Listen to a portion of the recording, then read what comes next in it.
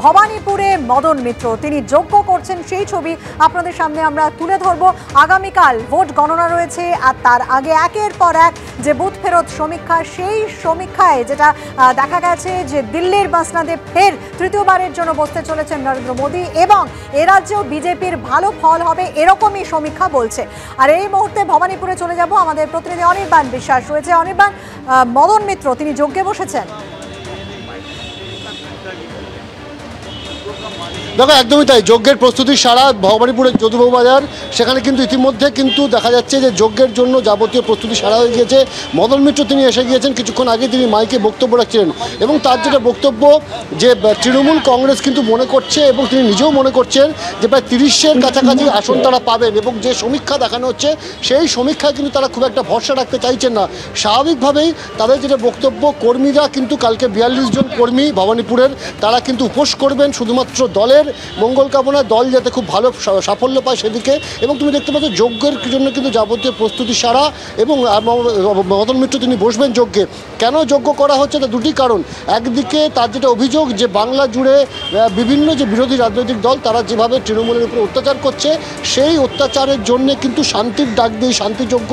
অন্যদিকে দলীয়ভাবে কর্মীদের একটা আবেগ কাজ করছে, তারা চাইছেন যে ভোটের ময়দানে তারা যাতে ভালো ফলাফল করতে পারেন এবং সে কথা মাথায় রেখেই কিন্তু তাদের এই আজকে যোগ্য করা। আমরা একবার মদনদার সাথে কথা বলবার চেষ্টা করব। মদনদা এই মুহূর্তে অন্য জায়গায় রয়েছেন এবং আমরা দেখতে পাচ্ছি যজ্ঞের প্রস্তুতি কিন্তু সারা হয়ে গেছে এবং সেই জায়গা থেকে দেখতে গেলে তৃণমূলের কর্মী সমর্থক তারাও কিন্তু উপস্থিত রয়েছেন। স্বাভাবিকভাবে কালকে ভোটের রেজাল্ট তার আগে বিভিন্ন যে সমীক্ষা উঠে আসছে, যেখানে কিন্তু একটা পূর্বাভাস পাওয়া যাচ্ছে এ রাজ্যের ক্ষেত্রে বিজেপি ভালো ফল করতে পারে, যদিও সেটা না মানতে একেবারে নারাজ তৃণমূল কংগ্রেস। এবং আমরা দেখতেই পাচ্ছি যে মদন মিত্র তিনি আর কিছুক্ষণের মধ্যে যজ্ঞে বসবেন। মদন মিত্র কি বলছেন শুনবেন। যে মনের জোর, ওরা মার খাবে, মরে যাবে, মৃত্যুবরণ করবে, লাশ পৌঁছবে কাউন্টিং রুমে, কিন্তু কোনো অবস্থাতেই কাউন্টিংয়ের ব্যালট বক্স আমরা ছাড়ব না। এই যজ্ঞ হচ্ছে শান্তির জন্য যজ্ঞ, যে আমরা ভগবানের কাছে প্রার্থনা করছি যে কালকে যেন খুব শান্তি মনে নির্বাচনের ফলাফল ঘোষণা হয়। এবং আমরা তৃণমূল কংগ্রেসের সমস্ত কর্মীদের বলছি যে ফলাফল আপনারা টিভিতে দেখেছেন, ওর ওপর চিন্তা করে কোনো রকম চিন্তান্বিত হবেন না। ওগুলো সব পেড নিউজ, ওগুলোর কোনো মূল্য নেই, ওগুলোর সঙ্গে জনগণের কোনো যোগাযোগ নেই।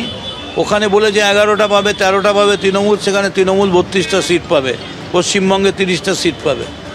একটা শান্তিযোগ্য আর তৃণমূল কংগ্রেস যাতে ভালো ফলাফল করে দিল্লিতে ইন্ডিয়া জোটের সঙ্গে হাত মিলিয়ে মোদি বিরোধী একটা নতুন সরকার গঠন করতে পারে, যে সরকার মানুষের কথা বলবে, শান্তির কথা বলবে এবং শুধুমাত্র একটা ভণ্ড সন্ন্যাসী 10 কোটি টাকার স্যুট পরে 10 লক্ষ টাকার পেন লাগিয়ে আর সারা দিন 10,000 পুলিশ আর 100 হেলিকপ্টার নিয়ে বসে, এ ভণ্ড সন্ন্যাসী।